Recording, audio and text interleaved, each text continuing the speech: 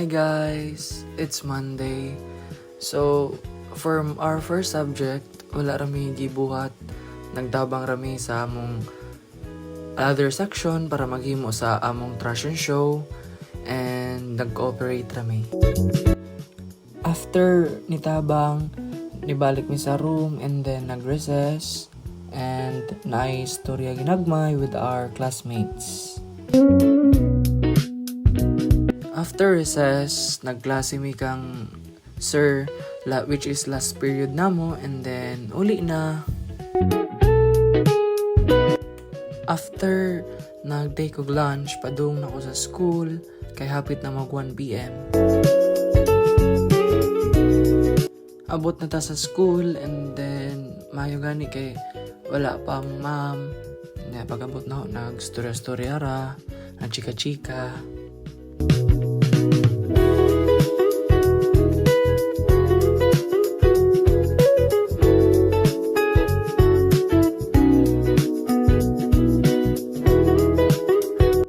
After naman og klase ni ma'am, waiting na me for our last period and magkita na diri nga nag chika-chika rami while waiting.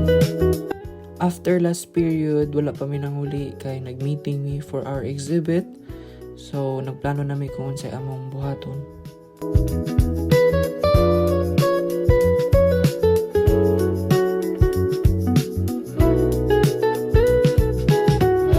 For the second day, nagpalit mi yung trapal sa Matagon kay later on amo ning itaod for the upcoming exhibit sa grade 12.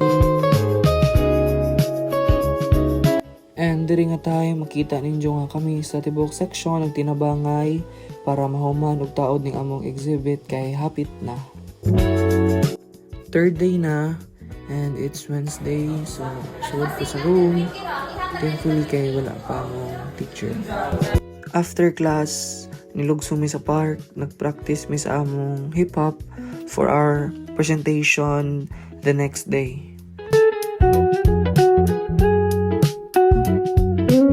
Day 4 and it's Thursday, so nag-cramming mi. Naghimo mi sa letters, nagpilit, nagprint, nagdikit sa letters for the whole morning for the exhibit kay mag-start na inig ka afternoon 2 p.m. Almost 2 p.m. na, hapit na mag-start and thankfully nahuman ra pud mi ani nga time. It's 3 p.m. and here's the final look sa among design for the exhibit 2025. It's last day, which is Friday. So, early morning, adto mi sa school kay nakaschedule mi for magbantay sa exhibit for the whole day and by-pair mi.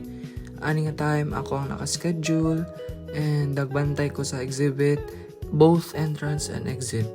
After a long, tiring day, it's Friday, still Friday.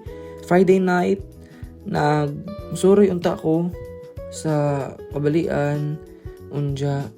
Madyo gani nakakita ko, nasultian ko sa akong mga amigo nga naay dakop and makita na to diri nga nahagajud ay dakop sa amo ra pud nga intersection, so naguwat pa ko nga mawa ang dakop.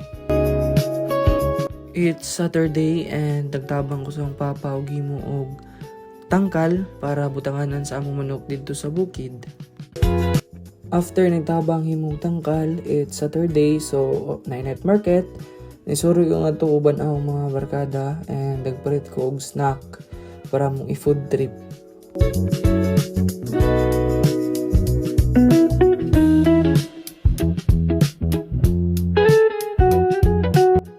After that market, since I have still time, spend kog time sa mga amigo, nagtambay mi diri sa ilang bahay and tanaw sa lida or nagbasket tingana.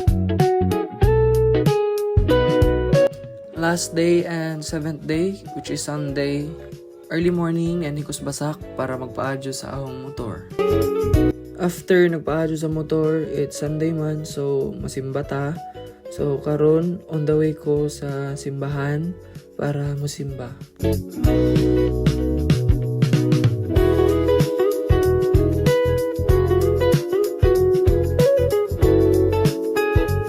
fast forward, so nanata sa simbahan, and that's all for my video, including my weekdays and weekends. Bye!